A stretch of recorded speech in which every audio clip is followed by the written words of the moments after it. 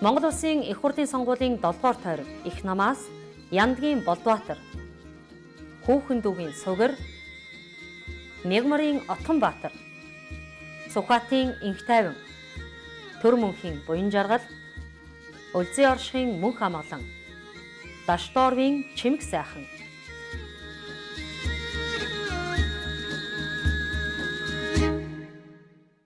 Иргэний хөтөлбөрийн намнаас Монгол сонголт гэдэг уриалгыг гаргаж ирж байна. Монгол сонголт хийгээч гэж.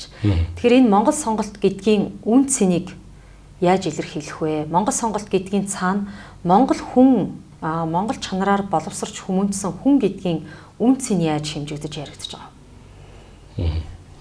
За, иргэний хөтөлбөрийн намнаас 2024 оны улсын хурлын сонгуульд одоо гаргаж ирсэн дэвшүүлсэн уран Монгол сонголт гэж байгаа. Монгол сонголт гэдэг маань ерөнхий уран. За, Монгол сонголтын одоо урд нь юу гэхээр зэрэг Тэнгэр сонголт, хаан сонголт, мөнх сонголт, тэгээд Монгол сонголт гэж байна тийм. За, тэгэхээр энэ дээр ийм хаан сонголт гэдэг дээр одоо тодруулаад ярих гэж бодож байна. Тэгэхээр хаан сонголт гэхээр зэрэг хааныг сонгох гэдэг болж махтан сонгох гэдэг асуудал биш. Хаан гэдэг маань өөрөө боловсролын зэрэг юм байна гэдэг ийм өвдийн онол байна. Тэгэхээр хаан гэдэг зэрэг цол нь юу вэ гэхээр зэрэг боловсролын цол нь юу вэ гэхээр зэрэг альва бүхэнтэй. Альва бүхэн гэдэг нь амьтан хүн ургамал. За, тэгээд байгаль дэлхий энэ бүхэнтэйгээ зөрчилгүй нэгдэж нэгсэж чаддаг юм хүнийг яг хүнд олгодог цол юм байна гэдэг.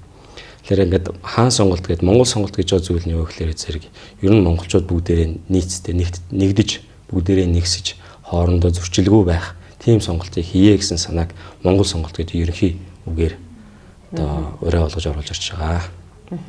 Тэгэхээр энэ дээр эцэг өвгдөөс замнаж ирсэн манай Монгол гэдэг ондоошл ялгаралтай их үндэсний өөрсдийнх нь үндэсний үнэт зүйл хэрхэн нэгдэж нийлж хамсаж орж ирж байгаа. Энэ үнэт зүйлийн онолыг яаж хэрхэн хаанаас ямар иш баримтаар баталгаажуулж мөрийн хөтөлбөр тусгаж оруулж ирж байгаа вэ?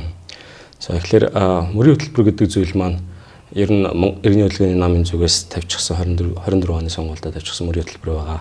Алсын хараа 2050 гэдэгт 2050 гэдэгт одоо яг хуулийнхаа дагуу нийцүүлээд гаргацсан. Тэгэхээр яг мөрийн хөтөлбөр онол өвдөөс уламжилж ирсэн онолын дагуу эсвэл онлоор мөрийн хөтөлбөр боловсрсон гэхээс илүү яг энэ өнөө цагтаал тааруулж л одоо мөрийн хөтөлбөрөд цоон шүү дээ тийм ээ. Тэгэхээр бид нарт ямар тулгамдаад байгаа асуудал байна, тэрийг хэрхэн засах вэ, тэрийг хэрхэн давж гарах вэ гэдэг л зорилтуудыг дэвшүүлж байгаа. За, энд алтан дээд өмнөний гэрээ гэж байна. За, тэгэхээр энэ маань болохоор зэрэг одоо Хэзэн Чингис хааны зарлагтайгаар 13 дугаар зууноос хойш одоо амнаас амьдаас амьдад өртөөлүүлэн бидний энэ өнөө үед хурж ирж тэгээд 1999 онд одоо Монгол Кирилл бичгэнд бууж ингээд ард түмэнд төгсөн юм зүйл байна. Тэгэхээр үүнийг одоо сонссон ч юм уу судалж байгаа маш олон хүмүүс байна. Тэгэхээр хэрхэн буусан, ямар одоо их сурвалжтай вэ гэдгийг бас сонирхоод үзвэл бас ийм мэдээлэлүүд нээлттэй болдох байх. Энэ дээр одоо яг нуршиж яриад явах. Тэгээд нэг асуулт нь юу вэ?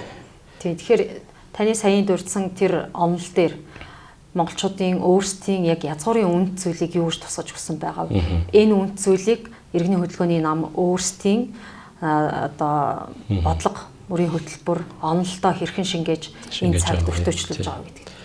Тэгэхээр ийм үндэстэн гэж за дэлхий дээр ямар ч гэсэн 200 гаруй улс гэж байна. За, тэгээд энэ дундаас үндэстэн гэдээ бас яг тусдаа авч үзэж байна. Тэгэхээр үндэстэн гэдэг зүйл юу юм бэ гэдэг. За, энэ үндэстэн гэхлээр зэрэг тухайн газар оронд одоо дэлхийн хааны газар гэдэг юм те. Тухайн газар оронд за үн нэртнээс одоо юу гэдэг юм дээ амьдэрч тэг өсөж үржиж ирсэн ийм нэг бүлэг улсууд байгаа даа. Тэгэхээр энэ бүлэг улсуудын буюу үндэстэн гэж болоод байгаа цаад одоо ялгарл нь ондоошлол нь юу гэхээр зэрэг байгалийнх нь онцлог одоо байгаль цаг үеийн онцлог.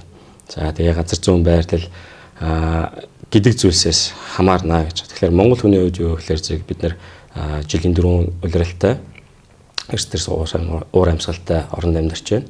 Тэгэхээр зэгэнд одоо юу гэдэг бид нар 21-р зуун гэж ярьж байна те. За, энэс өмнө 100 мянган жилийн өмнө бас бидний өвдөж амьдарчлаа байсан байж дараа. Тэгэхээр яг энэ цаг уурын энэ газар оронд дасан зохицож амьдарч ирсэн байна. Тэгэхээр энэ олон урт удаан хугацааны туршид одоо онож олсон за мэдж хуримтлуулсан тэр туршлага гэдэг зүйлээ яг За ингээл хойч үедээ өвлүүлэл дамнуулаад ирж байгаа те. Тэгэхээр зэрэг яг энэ чэнэс нөгөө нүүдэлчин ахуй соёл гэдэг зүйл маань Монгол ахуй соёл гэдэг зүйл маань энэ чэнэс бол болж гарч ирж байгаа.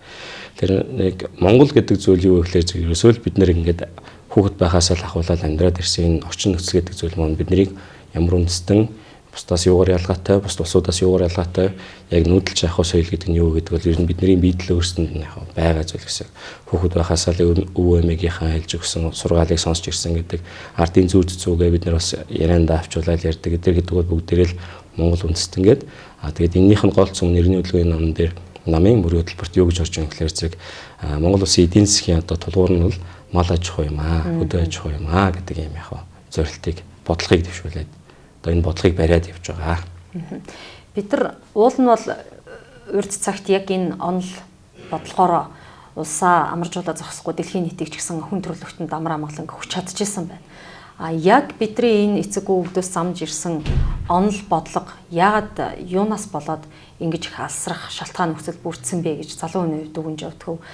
Энийг өнөө цагийн Монгол улсын сүүлийн 30 гаруй жил туулж яваа улс төр нийгмийн тогтолцоотой уялдуулаад харах юм бол бид ямар алдаа гаргаад энэ алдаанд биднэрт эргээд өөрсдийн зөв зам руу орох боломжийг нээж өгч байгаа. За яг өнгөрсөн болоод өнгөрчихсөн түүхийг одоо тал талынх нь өнцгөөс хараад тал талаас л харьцуулж ярих боломжтой олон өнцгөөс нь тийм. Тэгэхээр энэ дээр яг юунаас болчихоо, ямар шалтгаантай болчихоо гэдэг ингээд олон өнцгөөс яаж болох вэ? Зүгээр одоо яагаад бид нэр одоо мал аж ахуйгаас сэргийг шаардлагатай болж ирж байна гэж ярьж байгаа гэхээр өмнө нь угаасаа л мал аж ахуйгаараа л төсөөлсөн эдийн засгтай байсан орон 13 дугаар зуунд ч тэрний өмнө хүн нөгөөнд ч тэр өсөөл мал аж ахуй байсан. Бид нар нөгөө 90-ад оноос нөгөө нийгэм шилжлээ шүү дээ. Тэгээд нөгөө хувийн өмч гэдэг зүйл дээр бас тодорхой хэмжээний алдаа гарсан байх бас олдтой зүйлүүд ч байгаа. Тэн дээр яг мал аж ахуйн чиглэлтэй манай Монгол улсад үйлдвэрүүд байсан уу? Байсан. За энэ байсан үйлдвэрүүд маань тэр нэг нийгэм шилжих гэдэг үед юм уу одоо за ямар ч байсан л яг тэр үйлдвэрүүд маань одоо байхгүй болчих. Тэгэхээр тэр жишгээрээ тэрнээсээ ч илүү яг цар хүртэй Монгол улстай яриа хэрэгжих төслийг хэрэгжүүлэх зайлшгүй шаардлагатай байна гэдэг л зүйлийг л одоо яриад байгаа юм шиг. Тэгэхээр энд хин нэг тэрнээс нь болсон, энээс нь болсон гэж одоо хэлэх боломжгүй байна. Яг л түүх гэдэг зүйлийг ажлаас нь харж болно. Сайнтай мунтай аль аль нь л холилдоод ороод явсан байдаг шүү дээ. Шинээр бүрэлдэх шинэ парламент 2024-өөс 2028 онд ажиллах парламент бол 126 гишүүний бүрэлдэхүүнтэй.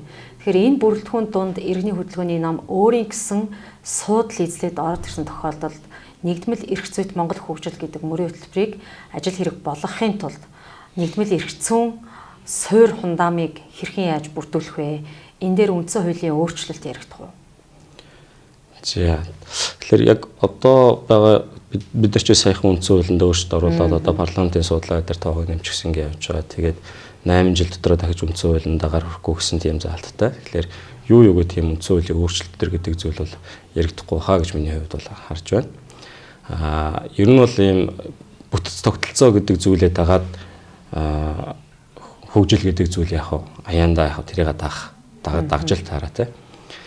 Тэгэхээр тодорхой хэмжээнд бас энд парламентын засаглал гэдэг зүйл за 2/5 хувьгүй юу гэдэг. Тэгэхээр бас яг мэргэжлийн хүмүүс ч юм уу төч хүмүүс за тэгээд бас яг эрдэмтдийн төлөөлөөс иймэрхүү хэлцүүлгүүд яваад за тэгээд аль талдаа илүү даваа талтай аль талдаа Монгол улстай илүү яг нутагших юм бэ гэдэг зүйлийг бас яг хэлцүүлгийн төвшөнд яриад явахыг бол үгүйсэхгүй шүү дээ тийм үгүйсэхгүй байна. За тэгээд ярь засаг дуусж байгаа учраас сонгогчдод хандаад Монгол сонголт гэдгийг хийх хэрэгцээ шаардлага түүхэн нөхцөл бидэнд хэрхэн яаж тулгагдж байгаа вэ гэдэг дээр нэг мэдээлэл өгчтэй. Тэгэхээр ийм ягаад Монгол сонголт одоо энэ удаагийн сонголт чухал вэ гэхээр ер нь бол Монгол улсын хувьд эдийн засгийн тулгуурыг уул уурхай гэдэг одоо 90 оноос хойш ч юм уу сүүлийн хэдэн жил ерөөсөө уул уурхайгаа төшөглөд явж байгаа. Энийг бас үгүйсэхийн арга байхгүй. Угаасаа л эдийн засгийн маань одоо ашиг орлого гэдэг юм уу да тэр зүйл ихэнх хувь нь уул уурхайтай байгаа юм аа. За тэгээ уул уурхай гэдэг зүйлийг аваад үзэхлээр зэрэг энэ нөрөө байгалийн шавагдах нөөц. За шавагдах нөөц эдэж гисэн одоо нөөцөө тодорхойллоо. За 50 жил, 60 жил, 100 жил, 200 жил гэж ярьж болно. Энэ хүний нэг амьдралын настай харьцуулаад үзвэл их урт хугацаа л да. Гэтэ улс орн гэдэг зүйлтэй, улс орны оршин тогтнох гэдэг зүйлтэй харьцуулаад үзвэл 100 жил, 200 жил гэдэг зүйл маань асар богино хугацаа. Энэ дээр жишээ болгоод аваад үзэхэд одоо би нөлөн ч юм уу 5 жилийн өмнө хүнд номоо зөөлүүлсэн байж болж. За тэгээд энэ 20 жил болоод өнгөрлөө гэж бодоход тэгээд баг тэр мартагдаа те. Миний номч байлуу тэр хүний ч ном байлуу гэдэг зүйл болчихно гэсэн. Тэгэхээр яг өөрийнхөө амьдралын хугацаатай харьцуулаад тэгэхээр 100 жил 200 жил гэж хангалттай урт юм шиг боловч урт хугацаагаар улс орны оршин тогтнох хугацаатай авч үзэхлээр асар богино. Тэгэхээр уул уурхаагаар дагнаад Монгол улс хөгжөөд явбал яг энэ шавагдах нөөц нь дуусаад ирэхин цагт эдийн засаг маань ямар байх вэ гэдэг асуулт байна. Харин мал аж ахуй гэдэг зүйл маань юу гэхээр зөв жилийнхаа дөрвөн үлрэлийн эргэлтээр жил болгон ус ургамал гэдэг зүйл маань өсөж төлжж байдаг. Тэн дээр яг мал эдэшилж тоотлогоноос өсөж байдаг. Тэгэхээр эдийн засгийнхаа хувьд энэ өөрөө яг байглаасаа цаанаасаа яг нөхөн сэргийгдэж байдаг юм баялаг. Тэгэхээр энэгээр 100 жилч бай, 200 жилч бай, 800 жилч бай энэ эдийн засаг дээрээ тулгуурлаад Монгол улс цаашаа хөгжих боломжтой. Иргэний хөдөлгөөний намын зүгээс энд мал аж ахуй гэдэг зүйл бол одоо орчин үед өнөө цагт бол төдийлөн эдийн засгийн хувьд бол ашигтай ч юм уу өгөөжтэй өндөр өгөөжтэй гэж тооцогдохгүй. Гэхдээ бид энийг олон улсын зах зээл рүү гаргаж чадвал ашиг орлого гэдэг зүйл уул уурхайтай харьцуулахаар илүү тэрнээс ч илүү их боломжтой байна гэдэг тооцоо судалгаа нь гарчихсан байгаа. Тэгэхээр энд шавхагдах нөөцөө барьж явах уу эсвэл нөхөн сэргээгдэх нөөцөө барьж явах уу гэдэг сонголт бол энэ Монгол сонголт 24 оны сонгуул дээр ард иргэд та бүхэнд те нийт сонгогч олонд ирж байгаамаа. За ингээд ярилцсанд баярлалаа, сонгуулийнхын ажилд амжилт хүсье. Гэлалаа. Тэнгэр сонголт, хаан сонголт, мөнх сонголт, Монгол сонголт.